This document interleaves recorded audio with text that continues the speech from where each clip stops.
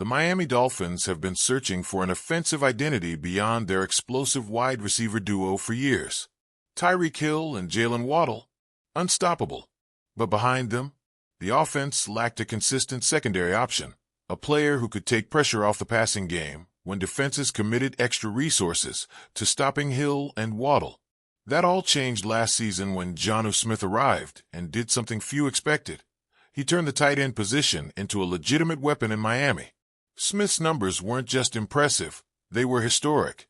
His 88 receptions and 884 yards set franchise records for a tight end in a single season. It wasn't just the production, it was how it happened. The screen game, the short area efficiency, the ability to move the chains when Miami needed it most. Suddenly, the Dolphins had something they hadn't had in years, a tight end who mattered. But here's the issue. Outside of Smith, the position was a disaster. Durham Smythe? Gone. A cap casualty, released earlier this month. He had his moments in Miami, but when the front office started looking at the numbers, it was clear. His production didn't justify the paycheck.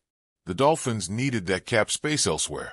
Then there's Julian Hill, a player who made more headlines for penalties than actual plays. That's not the kind of reputation you want, especially in an offense built on precision and efficiency. So what's next? The Dolphins know they can't go into 2025 with just one reliable tight end. They need depth. They need a future. And that's why their meeting with Clemson's Jake Briningstool at the NFL Combine is turning heads. First off, let's talk about the build. Briningstool isn't your old school, hand-in-the-dirt tight end.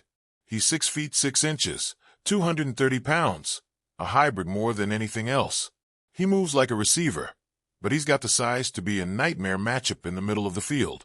This is the kind of player who makes defensive coordinators sweat. And the production? It's there. Over his last 2 seasons at Clemson, Briningstool caught 99 passes for 1,028 yards and 12 touchdowns. That's not the kind of stat line you see from a blocking specialist. This is a player designed to make an impact in the passing game. He stretches the seam, creates mismatches against linebackers, and forces safeties to make tough choices. That's exactly what Miami needs. But here's what really stands out. The Dolphins didn't just meet with him to talk XS and OS. Briningstool himself said they dove into his background, his family, his upbringing, who he is off the field. That's not just a routine interview. That's what teams do when they're seriously considering a player. And let's be honest, Miami's offensive identity is evolving. For McDaniel's first 2 seasons, the tight end position wasn't much of a factor in the passing game. The offense ran through Hill, Waddle, and a rotation of running backs. That changed last year when Smith became a focal point in the short and intermediate passing game. Suddenly, Miami realized what an athletic tight end could do for them. Now, the question is, was that a one-year experiment, or is it something the Dolphins are ready to build around? If it's the latter, Briningstool makes a ton of sense. This year's draft class is deep at tight end. That's both good and bad for Miami. On one hand, it means they don't have to panic. They can wait. Let the board play out. Maybe a player like Briningstool falls further than expected because of how many tight ends are available. But on the other hand, that also means other teams are going to be looking for value at the position. If Miami waits too long, they could miss out entirely. Miami doesn't have a ton of early-round picks to burn. They need help on the offensive line. They need depth at running back. And let's not ignore the defensive side of the ball. Cornerback depth is a real issue. That means they have to be calculated. They can't just take a tight end for the sake of it. But if Briningstool is sitting there in the middle rounds, that's when things get interesting. The Dolphins don't need a starting tight end right now. Smith has that role locked down. But what they do need is a developmental player.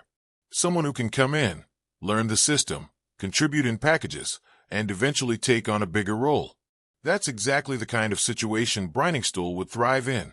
And think about it. What happens if Smith goes down with an injury? The Dolphins can't afford to be in a position where the entire tight end room collapses if one player isn't available. That's why adding depth isn't just a luxury, it's a necessity. This isn't a team that runs a traditional offense. McDaniel's system is built on speed, misdirection, and efficiency.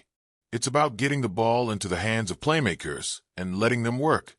Briningstool fits into that philosophy perfectly. He's not going to be the guy who dominates in the trenches as a blocker. That's not his game.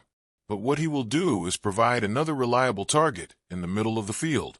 He'll be a safety valve for Tua Tagovailoa, someone who can take advantage of the attention Hill and Waddle demand. And in the red zone, that's where his size becomes a real weapon. Last season, Miami's red zone efficiency wasn't where it needed to be.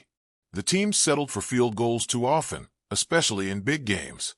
Adding a player like Briningstool gives them another option in those crucial situations. At the end of the day, Miami has to be smart about this. They don't need to overreach. They don't need to take a tight end earlier than they should. But they also can't afford to ignore the position. The Dolphins saw firsthand what an athletic, pass-catching tight end can do for this offense last season.